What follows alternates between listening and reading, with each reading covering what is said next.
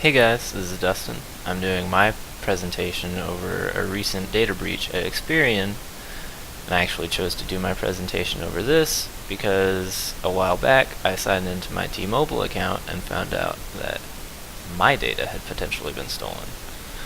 So I saw this project as an opportunity to talk about that, learn more about it, and potentially become more protected and prepared. So, in this presentation, I'll start off with some background information about Experian, then I'll give some information about the most recent data breach, then I'll talk about ways that Experian has been breached in the past, I'll talk about Experian's method of handling this most recent breach, and then I'll show my references. So, first, Experian was one of three major, or not was, but is one of three major credit bureaus. The other two are Equifax and TransUnion, and Experian has a history of acquiring new companies.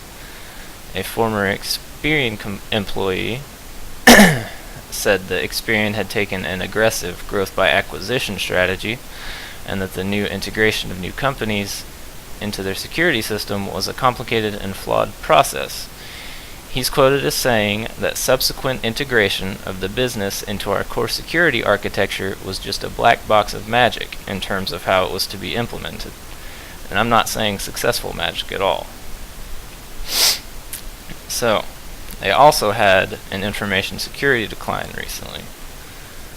Their chief information officer, John Finch, was working on improving security by hiring professionals to make up a security operations center for the company, but after Finch moved to a different company, morale of the security team at Experian fell dramatically, and the security operations center fell from around 30 employees to around a dozen. Other information security employees at Experian say that it's clear that the company's board is not well informed about the state of security within the company. Next, I'll talk about some data about this most recent breach, but this breach was specifically on servers that contained T-Mobile data, and it was discovered on September 15th, 2015. Customers that were affected were 15 million T-Mobile customers that had been applying for T-Mobile postpaid services between September 1st, 2013 and September 16th, 2015. So some extremely sensitive data was stolen from these servers because the records contained names, addresses, social security numbers, dates of birth, identification numbers, which would typically be a driver's license or military ID or passport number or something like that, and then some even more information that they didn't disclose. Fortunately, though, payment and banking information was not stolen. Unfortunately, Experian has not released many technical details regarding this breach, so I don't know the method or anything like that, but perhaps past breaches at Experian will shed some light on this more recent breach. So the first breach method utilized internal support requests. So Experian employees could support tickets just to get different sorts of information. Here you can see an example of what one of these support tickets would look like. But unfortunately, these support tickets could be accessed without any sort of authentication, so just any old random person could go and access these without any password or any right to see this information. So, some of these support tickets include specific names of network shares, usernames, user IDs, LAN IDs, and the email addresses and phone numbers of the Experian employees that requested and approved the changes. These different support tickets could be accessed simply by changing a few numbers in the URL they used to get to them. This easily exploitable system allowed hackers or attackers to study the support tickets, and once they learned enough about them, learn the format and all this stuff, they could fabricate seemingly legitimate requests for sensitive information. Next, I'll talk about a way that their method of growth is harmful to their company.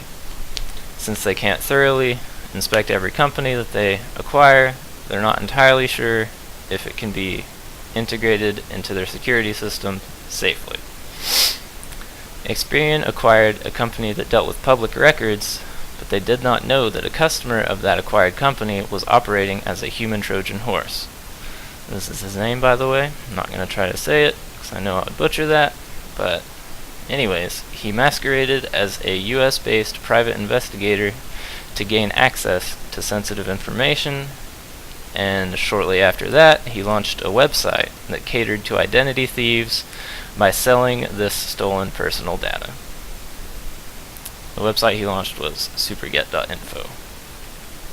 I can't say for sure, but this more recent security breach may have had similar circumstances to this breach and the internal support request breach that I talked about earlier.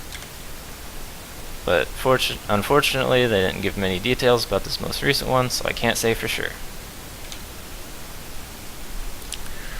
So, Experian's response to this breach was to immediately engage US and international law enforcement when they found out that there was a breach, and they opted to inform consumers early so that they could avoid backlash if customers had found out from a different source. Because I know I'd be pretty ticked if I found out from, like, I don't know, CNN or something, but not directly from Experian. Much of my information on these slides was actually taken from Experian's FAQ about the breach. ProtectMyID.com is the identity theft protection that they offered, which is kind of funny because that is their service. They own that, so they're just gonna cover up their mistakes with potentially more mistakes. I don't know if I trust them. Anyways, they gave 2 years of that service for free, and the service provides a free credit report, credit monitoring from all 3 agencies, not just Experian, and also provides identity resolution services.